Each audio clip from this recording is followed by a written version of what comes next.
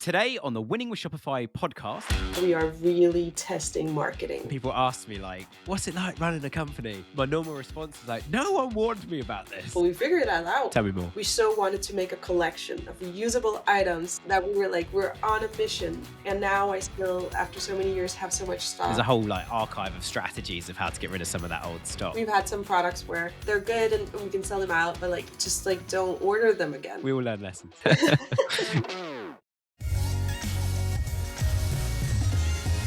Hello and welcome to another episode of the Winning with Shopify podcast. My name's Nick. Welcome to the show. It's been such a pleasure having so many of you guys tune in. I got inundated by messages last week about email, AI. Someone even said, "Where do I buy my jumpers?" Which I told my wife and she laughed and was like, someone's asking you for fashion advice. But welcome to the show. It's so good to have you guys tuning in. If you haven't already, go and check out Growth Vault. Although it's not live yet, but you can join the waiting list. We've had nearly 1,000 people sign up to Growth Vault. It's insane seeing the numbers. Growth Vault is going to be a bit like an expo, a show, a conference, a summit. It's going to be live all year. The whole thing's going to go live in one single moment, 1st of September this year, and it's going to be live for a full year. So if you want to speak, you're a brand with a cool story, you want to come on the show and or do that as well, do reach out to us. We're always looking for amazing guests like somebody I'm going to introduce very, very shortly. But yeah, do reach out to us, hello@winningwithshopify.com, or go to wwspodcast.com and check out Growth Vault. It's the second link, top left, if you're on mobile, be the mobile now. But yeah, go and check that out on our website. If you're on a bright pink website and need your sunglasses, you're in the right place. So welcome to our website. Anyway, without further ado, I want to say a massive welcome to my guest, Isabel, who is co-founder of LastObject. Isabel, welcome back to the show. How are you? I'm good. And thank you for having me back. Oh, it's an absolute pleasure. And I was just saying before we hit record, I remember some of the conversations we had last time. And you said, there's been some changes. So I'm so excited to hear about the journey you guys have been on. And it's such a unique business, which I think is why it stayed so strong in my mind as to how you manufacture your products. And I don't want to give too many spoilers. We will come on to all of that very, very shortly. But anyway, like we do with all of our guests now, we're going to give you some quick fire questions. We can modify these a little bit every week. First question is about to get to know you a little bit. What is your favorite chocolate bar? Hershey's. Hershey's. Yeah. Nice. No one said that yet. That is a very, very good shout. What's your favorite song or playlist at the moment? What you're listening to? Ooh, right now I'm listening to Ibiza Lounge. It's Oh, actually really? still playing in my living room Nice. right now. I can hear. I can't hear it, no, but we've been listening to, I think it's called Lo-Fi. We've just been asking our Alexa at home, play Lo-Fi, and we got a little 10-month-old baby who loves it. So similar stuff, kind of lounge, almost like kind of house stuff. All right, I love this one, and this one's some of the stories, people. You're going on a desert island, and you've got to survive as long as possible, and you can take 3 items. What 3 items are you taking with you? I guess you Item could per always take 3 of person. your products, couldn't you? You could take 3 LastObject products. True, true. Okay, I would take a water bottle. I don't know why. And then I would take. You can't take a person. I don't know why. I would want to take my oldest son, not because I don't want the others, but he's so resourceful. Oh, that's good. Yeah, I like that. I like that. And um, third item. and for third item, okay, that would probably be my phone. That's very not unique. If you've got Starlink internet access, then that's quite good. I mean, you could literally just message a government and be like, "Can you send a ship? I'm stranded." So yeah, Exactly. quite unique. Thank you. That is quite unique. I like that. And then a couple of questions about LastObject. Then, so number one, when were you guys founded? What year did you guys start? 2019. Yeah. 2019. Nice. It's coming up to 7 years old, which is cool. And what is at the moment? What is your best selling product? Right now, our best-selling product is laundry detergent sheets. Nice. And what do they? When you laundry detergent sheets, what do they do? What? And how are they different to normal products? Why are people buying so many of them? So we did a whole collection. So we based our first products were all reusable items that wanted to eliminate single-use products, and then we did a whole collection afterwards, which was taking water out of products. Like we're shipping all these different soaps and detergents. And they're filled with 90-70% water, and that's just Yeah, very yeah. wasteful. So we did a whole collection of different soaps and detergents that are waterless. So it's a sheet of paper that you put into your washing machine, and then bam, you wash with them. So it's just very simple, and it's really good for the environment. And then on top of that, it's really easy to use. So everybody just jumped on that. Yeah. Yeah, yeah. Oh, amazing. I've been watching this kind of movement. I think we got I think it was Groom, Gruum. We're going to try and get them on the show soon as well. We do actually have a connection into Groom, but or they might be called Grum. I assume it's Groom because it's two U's. But they do the same kind of thing, like a refillable deodorant that's got no water in it. Like you run it under the tap and then use it because, yeah, as you say, there's no point shipping water everywhere. And actually, I think it's the same with detergent. Yeah, if you just have like almost like a block of something, or as you guys say with sheets and putting it in the washing machine. Otherwise, we're just, I mean, how much carbon is actually being burnt and put in the atmosphere from shipping, either from flights or ships? I was reading, and don't quote me on this, I'm not an engineer, but a friend of mine is. He works in plane design and satellite design. He literally designs satellites that go into space. He was saying that crude oil they put in ships is the worst thing for the environment. He said because they literally just pour it in, and all the stuff that doesn't burn properly just comes out the exhaust. Whereas at least planes do burn very refined fuels. There's very little fume from them compared to that, and same with cars. But it's still not good for the environment. And that's cool. That is a really really cool product. And would you say it's your best selling because it's a repeatable product as well? As you kind of hinted, unlike your initial products that were like, this is the last one of these you'll ever need. Exactly. It's not a very good business model. So yeah, so we did some that yeah, the line of products with soaps are something that you have, monthly. Now we actually sell them like for a whole year of supply, because a whole year of supply of detergent in my house, and I have two small kids, it's not more than like a little box, like a shoe box. So you can really store a lot of amounts. So yeah, but yeah, it's very much repeat customer thing. Yeah, yeah. I like bulk buying. We have a garage at home, and I'm like, honey, like that's on discount. Let's just fill the garage with it. And she's like, no, I don't want clutter. She's like, there'll be a discount again soon. Just buy one and don't clutter the house. And I'm like, she's probably right. And okay, amazing. Like, well, let's get into our normal questions then, and let's start right at the beginning. Obviously, we've had you on the show before. It was a few years ago. I remember what office I was in, which is why I think it was about 3 years ago. I remember when I was sitting when we spoke. Why did you guys start the business? For anyone that didn't hear that initial episode or hasn't heard of you guys before, like, what was the reason you started the business initially? Well, the reason was very uh, dear to us all three. We're three designers that had done a lot of different designing throughout our lives and in different areas, like working for people, not working for people, and I think at the end we kind of got together because we wanted to make sustainable products, and that was really like everybody's doing that now, but it was really something 7 years ago, or very different. It was actually very hard to get into. Like we had to educate a lot around our products to Yeah, like, yeah, of course. oh, it's why it's sustainable and in what way, and but now people are getting it very easily. But so that was just very dear to our hearts. We wanted to do something, and then we wanted to do it that has a massive impact. And that's why we went to a single use items. So that was what we were kind of fighting against. We have to figure out how to solve this problem. Why are we buying all these products that we literally use for a second and then throw out? Yeah, yeah.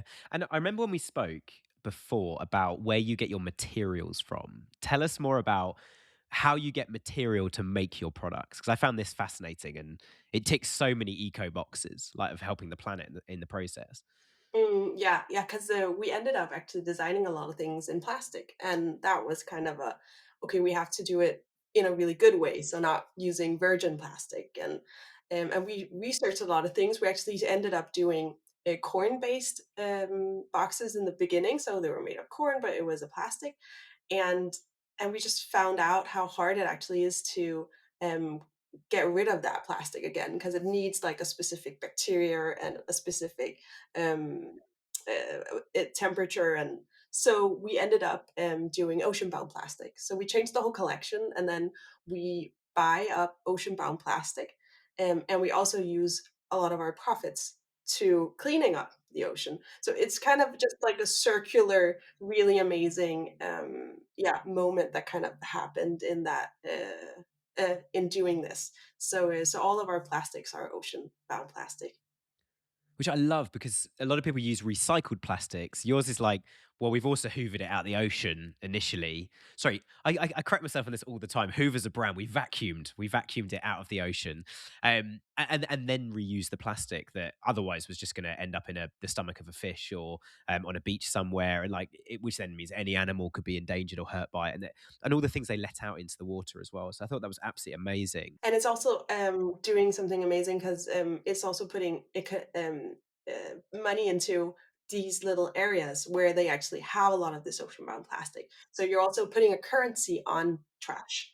And that's amazing. So you're having all the locals like gather everything out, clean it, sort it in colors, and then we buy it up. So it's Yeah, really yeah. a win-win thing, we've had a really good collaboration, and with the company that we are using for it. And I've done a lot of things throughout the years, and researched a lot of different materials, and I think this is really something that made a huge difference. Amazing, amazing, and again, I think the one of the issues I find with charities, and I'm a trustee of a charity, and we're always pitching to get more funding, and it's a local charity to where we are, so it's local businesses, and we're always trying to pitch. It's one of the reasons I got involved was like that. I do sales and marketing. Like I'm sure I can raise some money for a charity, but we're always having to pitch to get more money. If you create like an economy off the back of the thing that you're trying to solve with the charity, now it's like every time somebody buys one of your products there's more funding to get plastic out the ocean. Like it's a really, and that's a kind of full circle economy of this thing rather than the way we're doing it, which is like we need to keep getting funding to do what we do. So yeah, yeah. So I think some really, really exciting things around that you're doing. You mentioned you're one of three co-founders. Who are the other founders? Like, how did that come about? Why did you decide to run the business with those guys? Well, one of them is my brother. So we were, yeah, born into the same family. So I kind of knew him from the get go, and we ended up weirdly enough actually on the same in the same university. And we had he'd done another study, and I had too. And then he met one of his somebody, a Cole, who he made a business with and sold a lot of different designs. And we ended up just having like a shared office because we were all working freelance, and that's how we kind of started working together. But and Cole is also kind of a brother to me, but not by blood. Nice, nice. I think I think certainly with co-founders, I've learned that I'm terrible at sharing my toys, so I don't have a co-founder. And I've had business partners or we've had partnerships over the years, and I know it's a me problem, but I always end up feel like people aren't pulling their weight. I don't know if I'm a workaholic or I'm just a perfectionist. I certainly don't do things that are perfect. But how do you keep that cohesion between co-founders? How do you keep it healthy, I guess is the right word for it. Like how do you keep it fair and even and divvy out like you're doing this, I'm doing this, you're doing this? I think, well, we're all three very aware of each other, and we're all very different. So nobody really steps on each other. And then I think we talk about things. So if sometimes something is not going so well or we need to shift or something, it's never like in the 7 years that we've been together, we've never really had, okay, we've had a fight actually once, two times.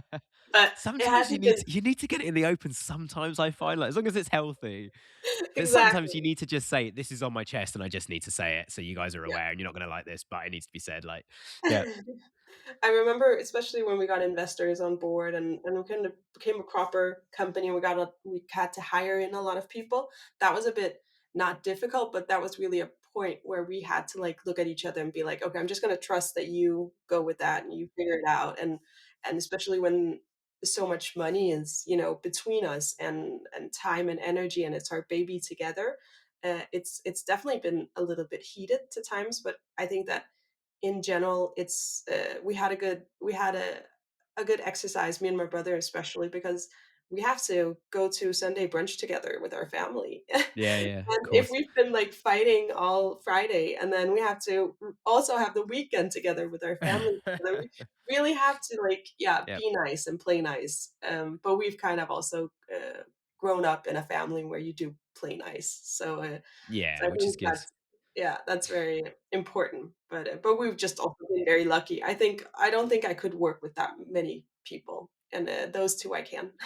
Yeah, yeah, and I completely get that, and I mean we've worked with lots of like husband wife run businesses, or sometimes like mother and son or father and daughter kind of thing businesses, and it's really interesting seeing the family dynamic. And normally when we're face to face with them, sometimes they're asking like, you guys obviously family. Like, do you just have a cutoff at like 5 p.m.? We do not talk about work at all, almost like we're different people outside of work. And sometimes we get the response of like, we actually avoid each other during the day. Like, it's, I do this bit on the business, you do that. And it doesn't matter that we're family, we just kind of crack on.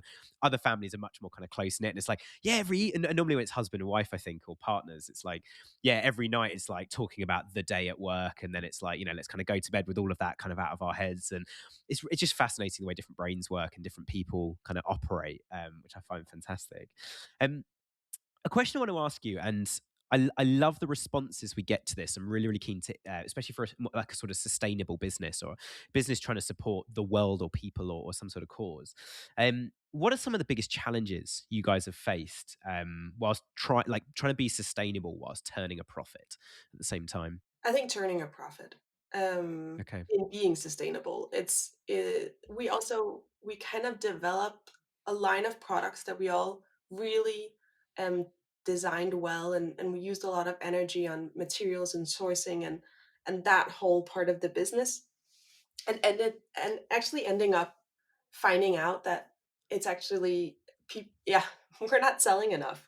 And it's not because the products are not good or people don't understand or they don't want it. It's because they buy one and then they don't come back because that's the whole point. It's not buying, thousands of cotton swabs and thousands of Yeah, yeah. menstrual pads. It's very much, so the whole business model, the whole idea is not very flourishing for yeah, for the economic state of the company. Do you ever find that in your warehouse you have dead stock? You can't sell it, no one wants to buy it, and you can't get a refund on it. Or alternatively, you're missing inventory in your warehouse that you need. You've got sales coming in and you're low on stock and you haven't ordered more stock in time. All these things hit profit, and I've been there. I've run my own Shopify store and had exactly that problem. But we've partnered it up with Inventory Planner, who have the most incredible app to help you manage that and forecast exactly what products, what SKUs, even down to what color of product you need to order in advance to make sure stock levels remain consistent throughout. They're also running a 7-day boot camp. And if you want to go and sign up to that, it's 7 emails over 7 days.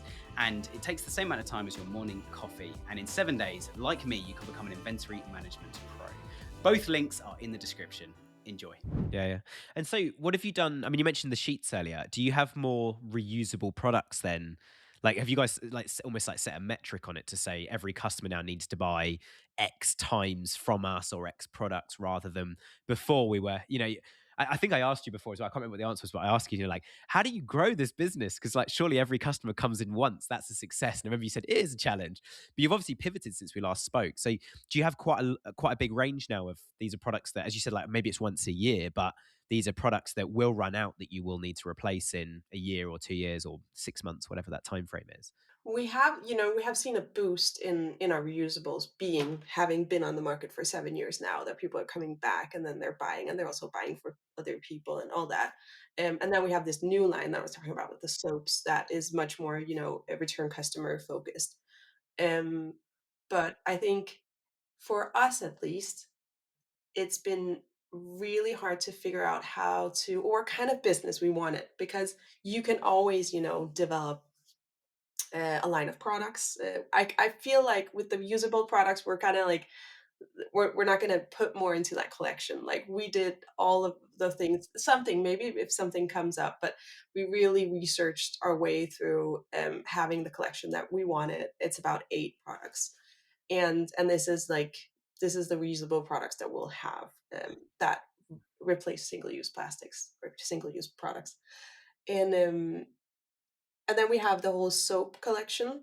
And then actually, what happened after the soap collection, we got a lot of investors, and we built up the company and was like, this is gonna be a lot of money, and a lot of people have put a lot of money into our company, and we were growing it with all of these people, all of this. Yeah, these amazing, very, very, I think that's where we talked last time, which is, yeah, about 3 years ago, where we were building something that we thought was gonna be huge, and we were burning money, we were doing everything right, Yep. in that sense, in building that kind of Yeah, yeah, company.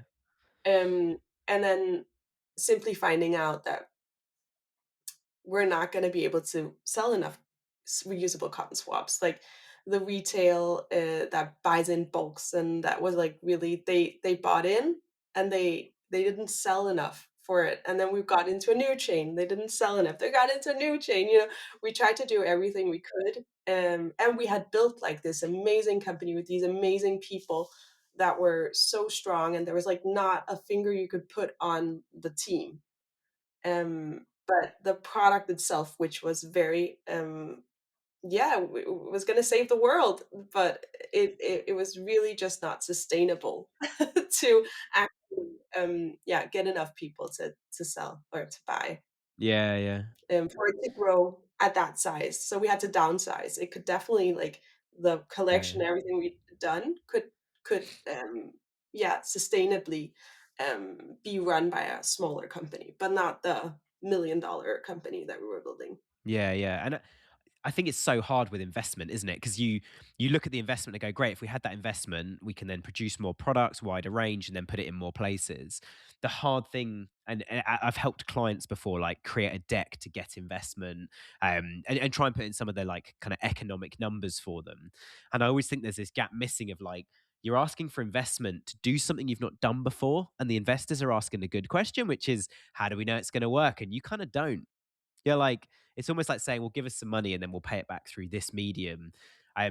Which is where like investment models I think can get much smarter. And I'm certainly no expert on this. I'm just speaking from where I've seen clients do this. But like one of one of the clients we work with, one of the investors is a retail outlet online.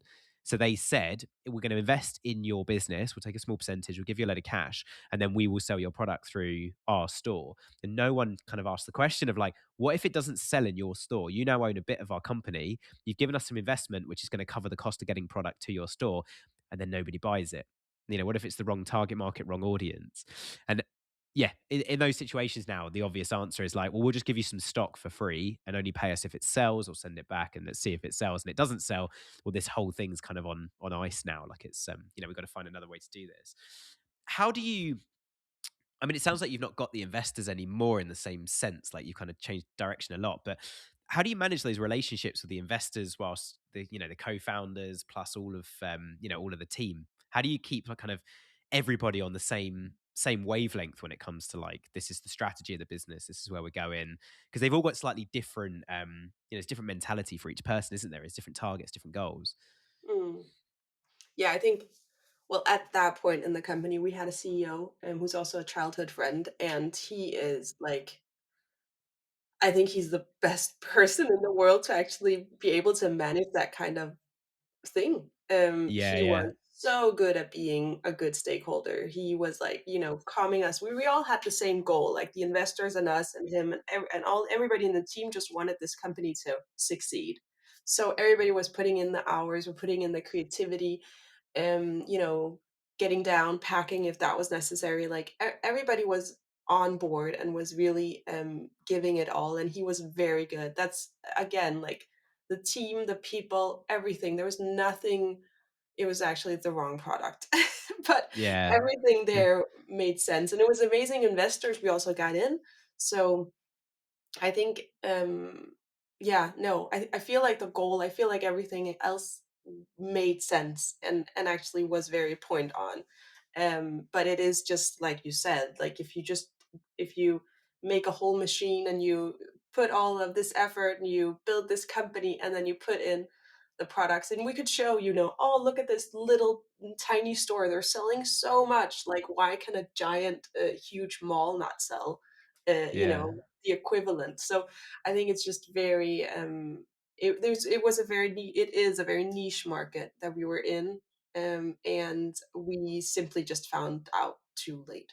Yeah, yeah. Which, I mean, you live and learn. I've made some horrendous decisions over the years, which which I won't talk about today because we've not got long enough. But what I guess what given where you are now, what was one of the biggest lessons you learned? Was it, would you say it was about that product? Was it the product was the wrong fit? We had the whole machine, but the product we put forward was the wrong one. We should have gone with something else. We're testing a lot now, and not just testing, the design and how to make it and what how functions should be or something like that. But we are really testing marketing, and getting really sharp at meta, really sharp in how and not just um not just, resting on figures of like, oh, this looked like this, like this is going to be huge, but more resting on actual facts and Yeah, being yeah. very critical on our own products. So yeah, so we kind of did a shift actually. I'll just jump in and just Yeah, yeah. explain Yeah, this. yeah, do it. That's kind of our main or the main shift that's happened now is that we had to downsize the company. We went from 35 employees down to like us three again. The three co-founders, Gosh, and what a we moved change. down. We moved from like a office building down into the basement. So we did like the whole like physical shift and like mental shift, and it was just us three. And then we started cleaning up in the company, making sure that all the processes were so smooth as possible and everything made sense so that we actually made a profit. And when we turned a profit, then we looked at each other and we were like, okay, what now? Does anybody want to like Nice. have this business? Like, what do you actually dream? We've been using the last 6 years of our lives on running so fast, on also having families at home and really want that when you're like, yeah, a workaholic or a person that's very driven to what they're doing, like it's just you are yeah, you're missing other things. So we looked at each other, we were like, right now we could just close up and we could sell it, and we could just like, not that we would make a lot or anything, but we could like get out and then we could actually just do whatever we wanted to do again. And then we went home to our families and we thought about it, and then we met up and we just ended up saying we want to design again, all of us. Um, yeah, we've been like producing and shipping and selling and all these things. So we went back to having our business and just like running our sales and running the company as it is now. And then we started for the first time in 4 years. It was absolutely amazing designing again and Yeah, yeah. creating amazing products in the way that that's actually what we can. That's actually where we are best. I'm not best in trying to figure out what the cheapest shipping to Germany is. I'm actually best Yeah. in figuring out what the next product is. So we made for very few months we made like 5 amazing products, and then we put them all up, and then we let, ads decide which one we actually wanted to go further with. So, Nice, nice. yeah. So we're kind of like a design incubator of new products, and it's in all different ranges: music, cooking, plants. Yeah, yeah. I love that. And I think the note I've just written down, and I've said this loads of times on the show, and when people ask me like, what's it like running a company? My normal response is like, no one warned me about this. Like you mentioned the shipping rates to Germany. That there must be 1,000. I'm not exaggerating. There's at least 1,000 things like that you have to learn. Nobody warns you because there's no one who could warn you because every business is so unique. So like you find yourself in these situations going like, I mean, even I won't say what because it's obviously HR and confidential, but even yesterday I got two messages from my team and it was Sunday. Two messages from my team saying like, "Oh, this is going on or that's going on. It affects work." And it's like, how did I end up in this situation? Like, I don't know. Fine, just get to work. Like, and I love my team, and yeah, and I'll always look after them. But there are these moments of going like, nobody warned me about like what this is actually going to involve. I want to go the total opposite end of the scale to that, something you mentioned, and I want to dig more into this because I think this is fascinating. Let's let the ads decide. I think that is the catchphrase for any business. I love that. Talk me more through that process. What metrics are you looking at? What kind of ads are you actually running? You mentioned Meta. Is it Meta ads? How does that process then unfold into you doing what you want to do, which is designing? So we get really fast at getting it doesn't even have to be a working prototype. It just has to be like an idea, and then designing it so that we can hold it in our hands and have like and then we do videos, like UGC videos. I just make them like in my kitchen, like, oh, I've done this and I put this in and now this is working. And then you kind of like, we gotta fake it till you make it. So we're like, we're as we're designing an app, I'm just like showing something that looks like an app and it's just a screen dump. Yeah, So yeah. it's really all about like creating as much as we can to explain the product, and then making 5 images. It can also be renders and visualizations, and then we just put them into settings so people kind of feel like it is a real product. And then we make 5 videos, 5 image ads, and we typically just do the same text bit, but you could start A/B testing that too. But and then we just run them all um, in the same ad, or not one ad, but like in the same group, so that we Yeah, yeah. kind of know exactly like it's, and then the algorithm starts understanding what is actually being clicked on, what are people looking at. And then we built it up. In the beginning, it was just like, it was actually 3 products I think we ended up launching. And then we showed the 3 products in these like, different ads. And then we started just looking at people that just clicked, just subscribed. Okay, when it's live, I'll put in my email.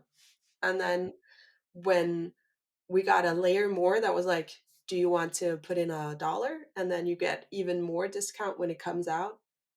Then you can kind of really see what people actually are Yeah, ready to yeah. put their money on. Yeah. And then we just ran it. And actually, we had put up like, okay, this is going to run like a week. And after 1.5 day, my brother called me and said, you know, I hate you. We're closing all the other products and yours won. So Nice. it actually really told us very quickly what people, and it wasn't the product that we thought was gonna work. Even I even made the one that won, but the one that the other ones, or at least one of them, I thought was gonna be huge. And like that is, and a lot of people afterwards who heard about all the different designs have been like, why didn't you go with B? B is much better. I'm like, I know. That's also how I feel. But this is what they're telling us. It's a trend. It's Yeah, yeah. something is happening here. I think what you've done though, which I think is really, really powerful, is when you had your investors and you were trying to sell through wholesale and through other retailers, you lose control of the process. I think it's no surprise, I don't think, that there's that one store, that one little shop you mentioned. It's like, these guys are selling tons of these things.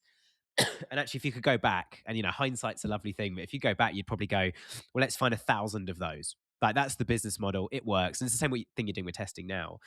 It doesn't surprise me in the slightest now how businesses don't understand their data enough. And I think what you guys, and I think, correct me if I'm wrong, and I mean this in a really kind of healthy way as to where you've landed. Like, you guys are now like, you're listening to the data and doing it for the customer rather than what a lot of businesses do. And we come along and says they're like, look, we're God's gift. We're amazing. Like, we're sent from the gods, and we just need to be in front of more people.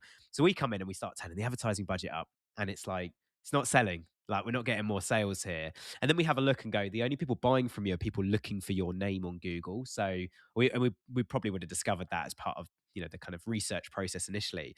And you realize what's actually making this business tick is repeat customers, but they look new because they're coming through Meta and Google. And actually, but it's repeat orders. And you start to look into the data.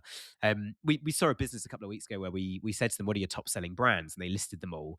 And I think they listed about 6 or 7. And 2 of them, we were like, no, they're not. They're not on any of your data. Like, no one's buying those. So like, but we've got tons of it. And then someone else in the room said, yeah, you're the buyer. I'm the one who's got to send all that stock back when we haven't sold it back to that brand. Like, they're not a big selling brand for us. And they're like, really? I was like, why are we spending so much? Like, well, I don't know, but we do need to stop. I did mention it the other day. And it's like just this kind of feedback loop of data going on. And I'm kind of sitting there in the middle of the room saying, well, look, if you hire us, we can put that on a live dashboard for you. We can tell you what stock you've got, what's actually selling. They're like, really? And I'm like, yeah, because if it's not selling, I don't want to put it in the ads. I don't want to SEO optimize it because this is a waste of time because no one's buying it. Like, we just sell the stuff that people are buying, and you're 5th on Google for that, or you're selling loads of this, but you're not spending enough on it. Quick pivot and bang, we're number 1, or we're selling more of that. We're advertising these products because they're selling. And I think I love the fact that you guys have got that kind of clarification now with that feedback loop, and you make it sound so simple, but as a founder, or a co-founder, I'm sure you would agree with me that like it's a lot of soul searching to finally admit like that's the thing that's making the business tick, and I can't argue with it anymore. So actually, I'm going to double down and kind of move into that space. Even though I wanted to go down a different road, like that's where we're going to go. And I love the fact your co-founder said, "I hate you." I'm sure he meant put an emoji with the text, but but it's that whole process, isn't it? I mean, how different would you guys say you are as a business now that you use that data and you take that approach rather than just this product's amazing, like order thousands of them and double down on it. We've always actually, I feel like we've always done this in the company. We've like always, had questionnaires like, oh, what color do you like? What? But I think what we're doing now is it's not just changing different things in the products or like pivoting or trying to figure out how to sell it in different words. This is our main thing. This is like somebody else or not, I've designed it, but like somebody else is deciding what we are gonna do the next 3 years of our lives. Yeah, yeah. I think that's what's, like, very interesting, I think And it's that the we'll just buyer do. as well, isn't it? It's the buyers deciding, which I love. Exactly, yeah, and we're sitting here in our basement, like, thinking that we know what is going on in the world and what people actually want to do, and it's kind of like sometimes you can really, really fall in love with a product that well, we figured that out, where you could really fall in love in a product that is just not gonna make that company that you want or, yeah. And then I would rather go back. This doesn't even have to sell that much. I love this process. And if we can actually keep doing this, then we can keep designing and not have this huge sales team because we're just going to do it from like product to product. Then we'll do a huge Kickstarter and we can supply afterwards, of course. But like this really opens up for us actually having our dream company. Without too many people involved and with the flexibility of being able to do what we do best, design. I just want to interrupt today's episode to tell you about some big news for Shopify merchants. Yotpo, which you might be using, is sunsetting its email and SMS products. You may have got an email from them, and if you haven't, this might be the first time you're hearing about this. So if you have been using them, then you might be wondering what's next. Well, our sponsor Seguno has you covered. Seguno is the most deeply integrated email marketing platform for Shopify and makes switching really, really simple with hands-on onboarding, migration help, and deliverability expertise. Right now, with code WWS20, you get 20% off your first 3 months with Seguno. So don't let your marketing skip a beat. Switch to Seguno today at seguno.com/winning with Shopify. Yeah, yeah. And you mentioned Kickstarter. Tell me more. Like, is that every time you got a new product, is that where you push it initially to get those pre-orders and start getting some cash in and awareness on it? Yeah, yeah. I think awareness bit is really, really big, and also I think it's a really good process actually like as for us like we're sitting now doing I'm doing a Kickstarter. I'm actually filming right now in my living room of a dough that's like rising so I can use that cut into the so we're doing a video where we're really explaining the product into detail but also having it catchy enough for it to be a meta ad afterwards and and then we're also doing a page explaining that you're doing Kickstarter, like what is this product, why is it amazing, and then doing different pledges or like yeah, how we're gonna sell this off, and it's such a good way to also show like okay, this is a product, this is what we're doing, and then we have a sales channel, but what you also have, you're gonna have other people look at it and be like I can sell this in my store. Ooh, but I can sell it with this and this and this. And then before we even push the button on production, we of course have a number of how many people, but we maybe also have some kind of retail order that will go into that bunch. So it's just a really good way of not having yeah of putting too much cash into something that you don't really know is going to fly or not, and then suddenly you're sitting there with stock or you're paying for all this stock that is sitting in a warehouse somewhere and you're just like okay I have 10 years to like get through this. Yeah. And there's again, just for time we won't talk about today, but there's a whole like archive of strategies of how to get rid of some of that old stock. But it's discounts, it's giving some of it away. Like if it was going to drive profit, it would have done that in the first place. So I love the fact you guys are using Kickstarter to preempt that. I think one of the interesting things you mentioned as well when it comes to stockists, so doing wholesale with some of the products, is the better you position, well, the better, firstly, like this is a product people want, and we've checked the data, and people do want this product. They're engaging with this thing, so we're going to make some of them. And then running a Kickstarter with good content that helps the next person along in the chain who's going to sell it to the end customer in through wholesale or retail. It gives them so much more to go after because you've got to think how many products they're finding, seeing, being pitched to all the time saying, you should stock this because you're going to get a big order if you stock my product. They're getting that all the time. So the better the content and positioning, and hey, look, people are buying this like crazy from us, and you can stock it in your shop as well. It starts to build such a better profile to make that a success, doesn't it? Which also helps you long term. Then, if even if you guys struggle to sell it, having at least one stockist that's selling it well, you could say, look, we're happy to give you a bit more of a discount on that. We're struggling to sell them, but you're selling loads of these things. So why don't you just take all of them? And they're like, yeah, fine. Especially if there's a better margin because I know I'm selling them. So I think that it gives you so many more opportunities on that. Do you find it's better then to design with a better brief of, we know people are interested or going to buy this product, or we know people bought lots of that product and we're close enough to the data and the customers on the ground. So now designing, actually, I've got a better brief going. The next version or the next thing I'm designing, it's going to really help people, and I've got data to support that. Would you say as a designer that helps you kind of narrow yourself down into, yeah, this is a good thing, and therefore it's easier to design rather than just a blank piece of paper? Definitely, definitely. Okay. Yeah, yeah, because we have new ideas constantly, and I think what is actually what I've seen the last couple of months is that now when we're back in our designing phase and we're figuring out, oh, we could also do like a land mower that could do this and this, and you could grab the snails, and we have all these weird design ideas. Yeah, yeah. And I think that all of this, all these ideas, they just like they make us figure out or find new ideas, new ideas. So it's such a good way for actually, people to say, okay, stop. No, actually, that one I would buy. Like these are really funny, but no, So I think it's a really good way to, as a designer, to be a little bit restricted. Um, Now we're, of course, we're finalizing this product so that we're really really sharp when we launch. And this is also, now we have, I have 5,000 emails signed up to get this product when it goes live. And we've emailed them like, have a questionnaire. What is the most important thing in the app? Is it to know how your dough is rising? Is it to know data about all the dough that you've had? Like, so we're also really refining our now product with this customer group that's ready to buy. Plus, they're really engaged.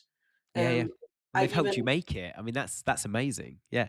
completely, and we're really in doubt sometimes. Like we were talking about we should have like a glass bowl or like a plastic bowl to have the fermenting of a sourdough. And we asked them, we put it in a questionnaire and said like, okay, glass or plastic, and of course I Yeah, yeah. didn't say plastic. I You're said making me hungry premium now talking something, about blah blah. sourdough. Huh? Yeah.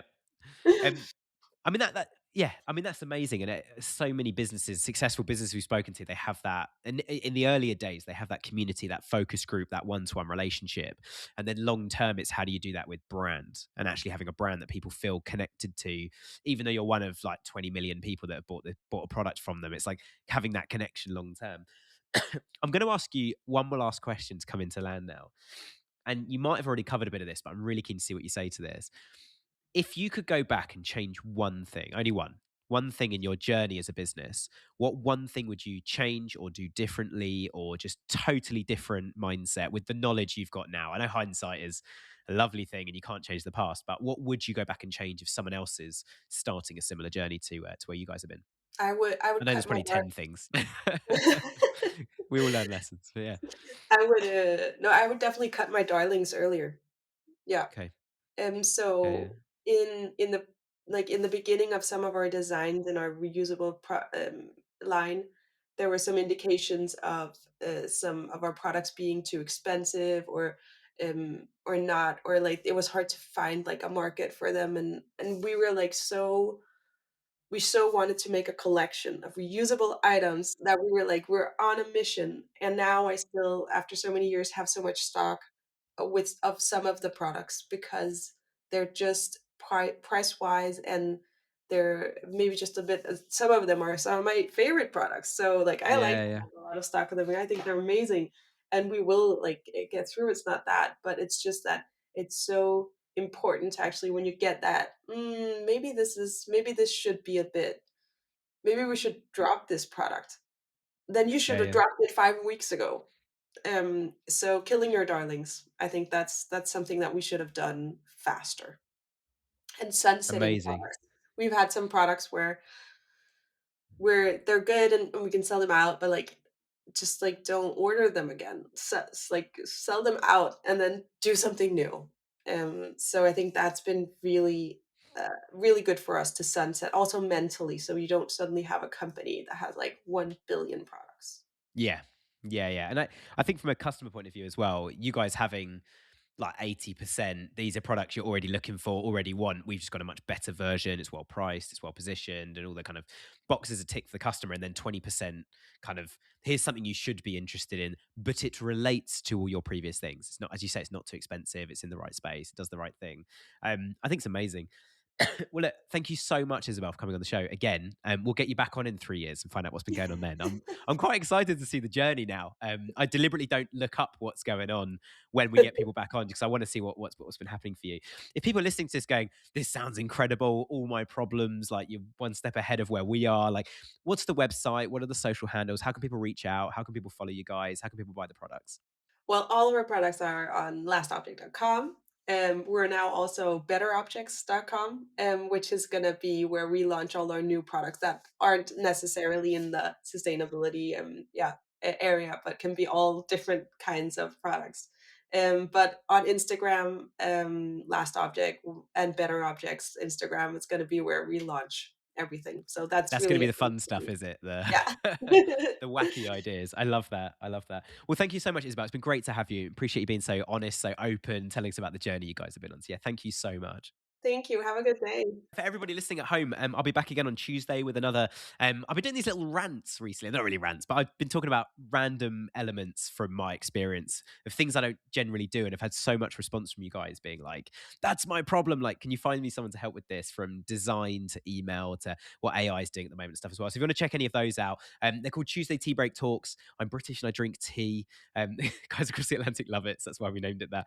But we'll be back again on next Friday with another guest as well. Thank you so much for tuning in. If you haven't already, leave us a review on whatever platform you're listening to this on. Leave us a comment on Spotify if you're listening on Spotify. And also click subscribe as well. So many of you guys are not subscribed, but you listen every single week. If you hit subscribe, it helps more people find the show, helps us grow what we're doing, get more feedback, and we can have even better content for all of you guys as well. Thanks for tuning in. Hope you can join us again next time. Yoast have just launched something that is absolutely game-changing. Their new AI brand insights tool is now in beta, and it's built to help you track your brand's visibility, sentiment, and credibility across AI platforms like ChatGPT. As search expands from Google to AI answers, this tool gives you a clear view of how your brand shows up, combining sentiment, visibility, and mentions. It's designed for marketers who want enterprise-level insight without the enterprise price, less than $400 per year. And here's the best bit. Yoast's Black Friday sale is now on. So starting November 27th, you'll get a 30% discount off all annual plans, including the new Yoast SEO AI Plus. Head to yoast.com to learn more and grab your discount.